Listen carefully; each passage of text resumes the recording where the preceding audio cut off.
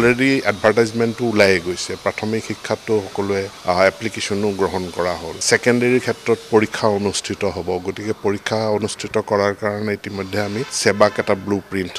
roadmap ৰূপৰেখা প্ৰস্তুত কৰাৰ কাৰণে দায়িত্ব দিয়া আছে MCCৰ কাৰণে স্থগিত আছিলে এতিয়া কৰা তো ফ্ৰেণ্ডসকল এই ভিডিঅ'ত আপোনালোকলৈ শিক্ষা বিভাগৰ গুৰুত্বপূৰ্ণ খবৰ লৈ আহিছো কিয়নো শিক্ষা বিভাগত টেট নোহোৱাকৈ শিক্ষক নিযুক্তি হোৱাৰ লগতে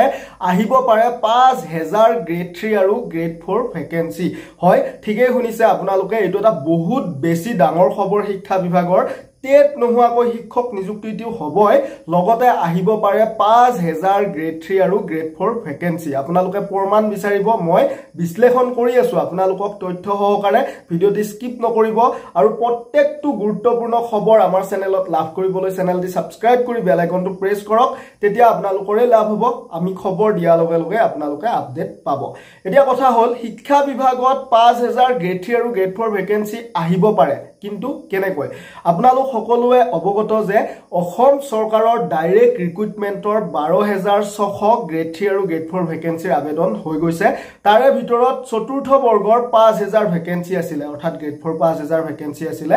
এতিয়া আকৌ মুখ্যমন্ত্ৰী মহোদয়ে ঘোষণা দি ৰাখিছে যে শিক্ষা বিভাগত যিসমূহ গ্ৰেড 4 ভেকেন্সি মুকলি হ'ব সেইসমূহ গ্ৰেড 4 ভেকেন্সিৰ কোনে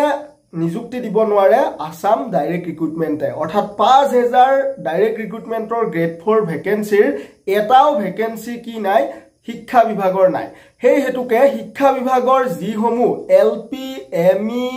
হাই স্কুল আৰু জুনিয়ৰ কলেজ আছে সেইবিলাকত যদি পিয়ন চকীদাৰ পোষ্ট ওলাই তেতিয়া হলে সেইবিলাক পোষ্ট এক্সট্ৰাকে মুকলি হ'ব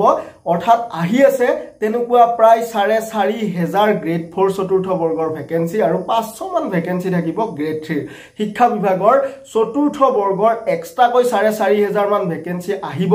যিখিনি ভেকেন্সি আসাম ডাইৰেক্ট ৰিক্ৰুটমেন্টে নহয় আপোনালোকৰ শিক্ষা বিভাগৰ যিসমূহ স্কুল আছে যেনে ধৰক আমাৰ উদালগুৰি জিলাৰ কলাইগাঁৱৰ এখন স্কুলত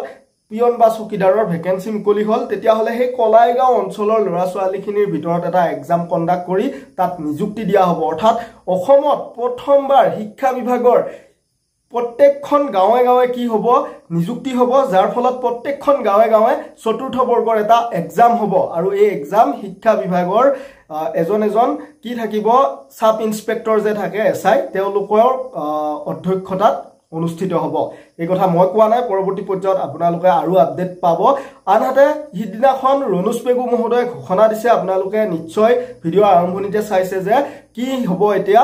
লোকসভা ইলেকশন হেগ হোৱাৰ ফলত বৰ্তমান আমাৰ মাধ্যমিক শিক্ষকসকলক নিযুক্তি দিয়া হ'ব কোনো ধৰণৰ টেট নোহোৱাকৈ কি টেট কাম ৰিক্ৰুটমেন্ট টেষ্ট এটা সেপ্টেম্বৰ মাহত অনুষ্ঠিত কৰিব